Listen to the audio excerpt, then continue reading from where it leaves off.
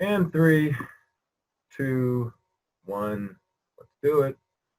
So it's Marshall here with eZenFit, and we are unfolding eZenFit with John, trying to educate and enlighten people about the disease of diabetes. So thank you so much for joining me, John. It really means a lot for you to join us and express all the things, or as many things that you would like to share with us about what it means to live with diabetes. Thank you. You're very welcome. So maybe you'd like to tell us a little bit about yourself? Sure, I can. I do that. Thank you for having me. I really appreciate you reaching out to me to get the perspective of diabetes. My name is Deacon Saunders. I'm 55 years old. I've been dealing with diabetes for now 30-something years, 32 years. Okay, well that's quite a long time. So you were a pretty young guy. I mean, not that you're still not a young guy, Yeah, but 30 years ago. So that's quite a long time. Yes, and when I first developed it, it was like, what was going on, because I was pretty fit, working and stuff like that, but it just came out the blue. But I learned how to manage it over the years. So as it began, what were some of the things that kind of you felt like something wasn't right and you went to the doctor, or did something happen and you went to the doctor and they let you know? How did it kind of start for you? The way it started was that I was getting tired and dehydrated, but yet and at the same time, I was also thirsty. But the problem was drinking a lot of water or soda, trying to kill that thirst, but nothing killed the thirst. And plus going back and forth to the bathroom. Okay. I realized something when I sat down, I would nod off. And I'm like, wait a minute, that ain't me. So one day I took my wife to an appointment because we were expecting our first son. Okay. Our second son, our second oldest. Mm-hmm. And so with that being, I took her to her appointment. Then we went over to DC General. So I was trying, because I was like, I was tired. And plus I was like, go back. At work, I got fatigued. And I'm not, I'm not normally like that. So to make a long story short, went to the doctor. They did blood work and everything. It got to be about 11 o'clock at night. Mm-hmm. And so we were still in the waiting area. So I was tired. I was ready to go home. And I went to the back and asked the doctor what's going on. And they told me, well, you have diabetes. So okay. How did that feel for you at that moment, him telling you that? Did you understand anything about diabetes at that moment? Did it scare you, or did you think, oh, well, I can, you got a shot for it or a pill for it or something? Actually, for me, it didn't scare me. I'm like, okay, you tell me what that mean? What is diabetes? So he like, well, I told him I'm ready to go home. He like, I'm gonna put it there to you like this. You go home, you'll go into a diabetic coma. Not understanding diabetic coma, but understanding coma, I was like, oh, okay. So what would a diabetic coma be? What would that be like? At that time, you would sugar drop real low, mm-hmm.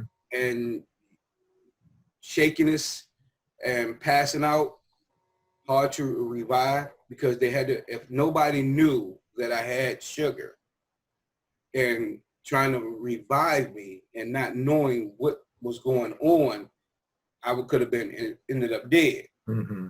Bottom line, because nobody in the family knew, and I didn't even know. Mm-hmm. Now, the only reason that I really have found out about it was through Maureen's grandmother. Did she have diabetes? Yes, Maureen's grandmother had diabetes.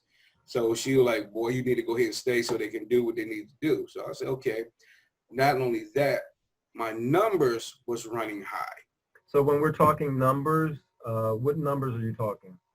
I'm talking about like 998 or 1,000, 1,500. Is that your glucose level? That's your glucose level, Mhm. yes. And I'm like, whoa, okay. I said, well, I told Maureen, her grandma, I said, well, I'm going to stay.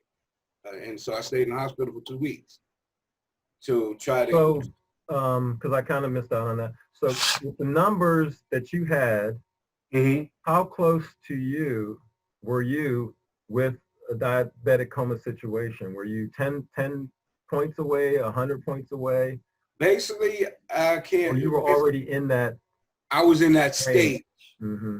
because if I went home that night, that would have been and fell off to sleep, Yeah. and not knowing what was going on, Mm-hmm. then, I could have slipped into a coma. Right. So we didn't want that there. So I just stayed in the hospital. I just stayed in, to get everything under control. And what was that? What was that night like? What kind of things did they do for you that first night there? The first night there, they gave me IV. They took blood work. That was about it. About 3 or 4 bags of IV because of the dehydration Mm-hmm. and everything. The blood work came back to show that, the glucose numbers was real low and everything, and real high. So what they needed to do was to get them numbers down Mm-hmm. and under control, because at that point in time, it was all, the numbers was So too. what would be a controllable number? A controllable number for them at that point in time, Mm-hmm.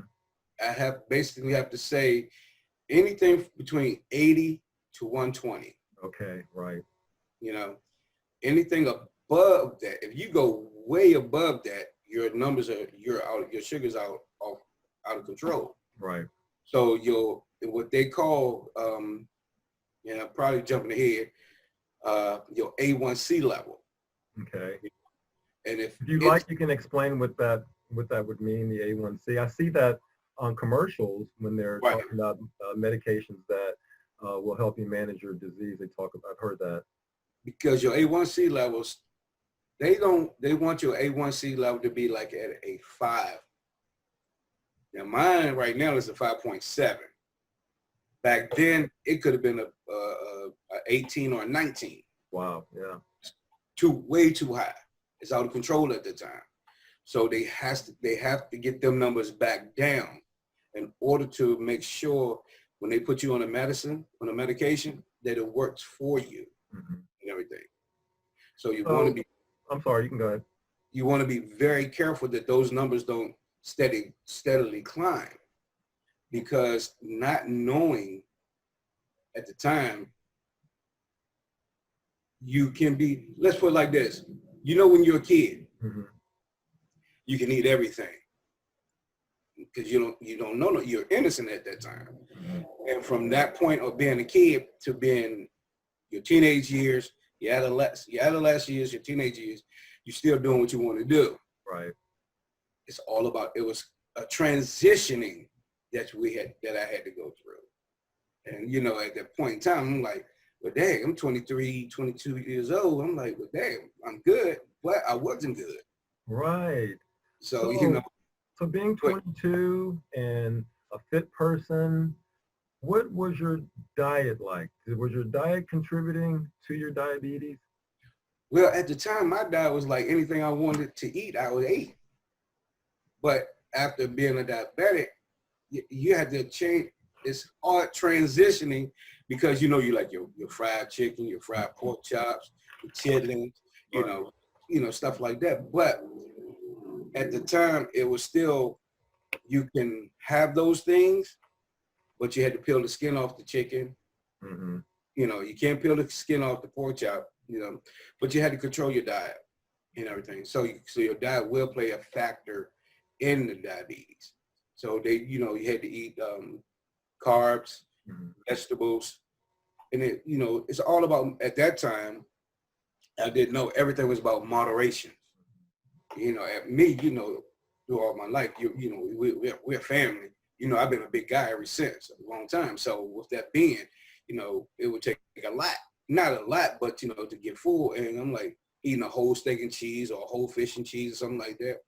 So I had to change the way I was thinking about food and everything. So, So you've gotten your diagnosis at 22, 23, mm-hmm. had a pretty big health scare, ended up being a big health scare for you, because like you, with 8 million people in the world having diabetes and not even knowing it.